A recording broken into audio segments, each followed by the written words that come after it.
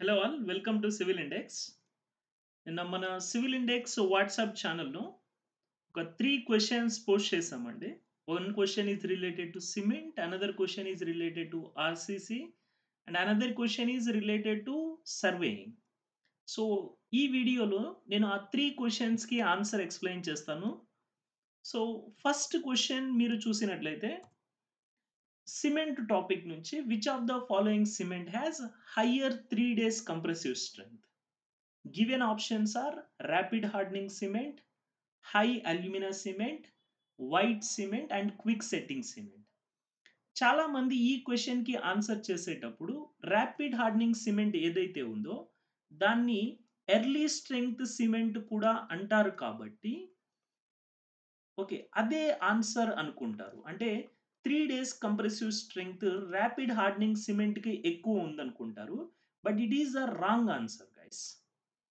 And if you see the different types of cement available in the market, okay, if you see the different types of cement available in the market, OPC, PPC, and sulfate resisting cement, rapid hardening Portland cement, quick setting cement, ఇలా మనకి multiple types of cements అవైలబుల్గా ఉన్నాయి కదా. ఆ types of సిమెంట్లో మీరు 3 days compressive strength గనక compare చేసుకుంటే అది అన్నిటికంటే దేనికి ఎక్కువ ఉంటుందంటే హై అల్యూమినా సిమెంట్‌కి ఎక్కువ ఉంటుంది. Okay. So, what is the correct answer here is high alumina cement. The 3 days, the minimum 3 days compressive strength of high alumina cement is 35 Newton per mm square, whereas for the rapid hardening cement it is 27 Newton per mm square. Okay. అయితే ఈ high అల్యూమినస్ cement ఏదైతే ఉందో అది మనకి ఎలా మ్యాన్యుఫ్యాక్చర్ చేస్తారు అంటే using lime and bauxite as రా మెటీరియల్స్. నార్మల్ ఓపీసీ ఇవన్నీ మనకి ఎలా చేస్తారు లైమ్ అండ్ క్లే యూజ్ చేసి చేస్తారు. కానీ హై అల్యూమినా సిమెంట్ ఏదైతే ఉందో అది లైమ్ అండ్ బాక్సైట్‌ని రెండిటిని మిక్స్ చేసి మ్యాన్యుఫ్యాక్చర్ చేస్తారనమాట.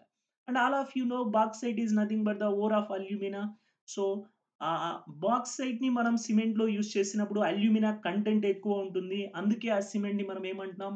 హై అల్యూమినా సిమెంట్ అంటున్నాం. So, this is the first question. And let us go for the second question, guys. The second question we have seen is the minimum grade of high strength concrete as per IS 456/2000 is option A M60, option B M65, option C M50, option D M80. Okay. ఇక్కడ కూడా చాలా మంది ఏం చేస్తారు అంటే M60 అని answer opt చేసుకుంటారు. But that is wrong answer నాన్న. M60 ఎందుకు ఆప్ట్ చేసుకుంటారు అంటే మనకి ఐఎస్ 456లో మనకి ఇలా ఆర్డినరీ కాంక్రీట్, స్టాండర్డ్ కాంక్రీట్ అని హై స్ట్రెంగ్త్ కాంక్రీట్ అని టేబుల్ నెంబర్ 2 ఉంటుంది. ఆ టేబుల్ నెంబర్ 2 ప్రకారం ఒక M60 అనేది starting grade of high strength concrete అన్నమాట. కానీ మనకి 2013లో ఓకే. 2013లో ఐఎస్ 456 ఫోర్త్ అమెండ్మెంట్ వచ్చింది.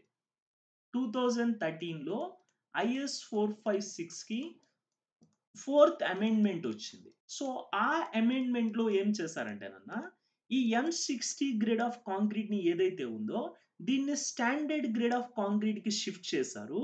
అండ్ హై స్ట్రెంగ్త్ కాంక్రీట్ అనేది M65 నుంచి స్టార్ట్ అవుతుంది. అండ్ M100 వరకు కంటిన్యూ అవుతుందన్నమాట. అంటే M85, M90, M95 అలా M100 వరకు కంటిన్యూ అవుతుంది.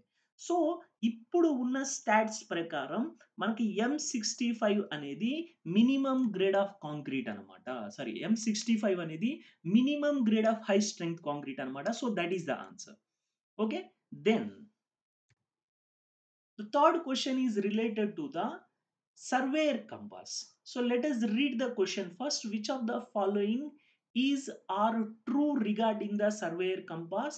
First statement, designated in reduced bearing system. Second statement, needle acts as the index. And third statement, dual bearing is used. యాక్చువల్‌గా మనకి కంపాస్‌లో 2 టైప్స్ ఉన్నాయి. ఓకే. ఒకటి వచ్చేసి సర్వేయర్ కంపాస్, రెండోది వచ్చేసి ప్రిజ్మాటిక్ కంపాస్. ఓకే. ఫస్ట్‌ది సర్వేయర్ కంపాస్, రెండోది ప్రిజ్మాటిక్ కంపాస్.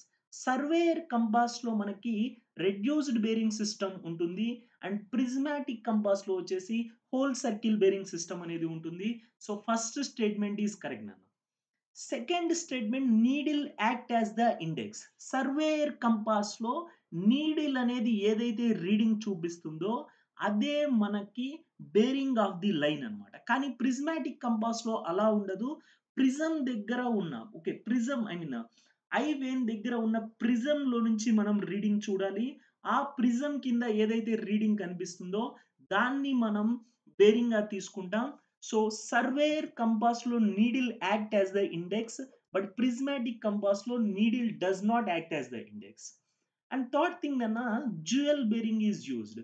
సర్వేయర్ కంపాస్ లో మనకి గ్రాడ్యుయేషన్ సర్కిల్ ఏదైతే ఉందో ఆ గ్రాడ్యుయేషన్ సర్కిల్ పైన నీడిల్ అనేది ఇలా ఉంటుంది.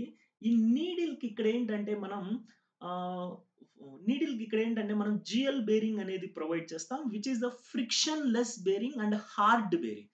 సో ఫ్రిక్షన్ లెస్ కాబట్టి కింద ఉన్న గ్రాడ్యుయేషన్ సర్కిల్ ఏదైతే ఉందో మనకు అది ఈజీగా రొటేట్ అవ్వడానికి ఆప్షన్ ఉంటుంది. So in the surveyor compass dual bearing is used. This is also the correct statement. So all the three statements are correct. 1, 2 and 3 are correct. That is the option. Okay, and if you want this kind of questions, subscribe to our WhatsApp channel. The link is given in the description, and also we have mentioned the link of our Civil Index app as well as our Telegram channel. Thank you so much.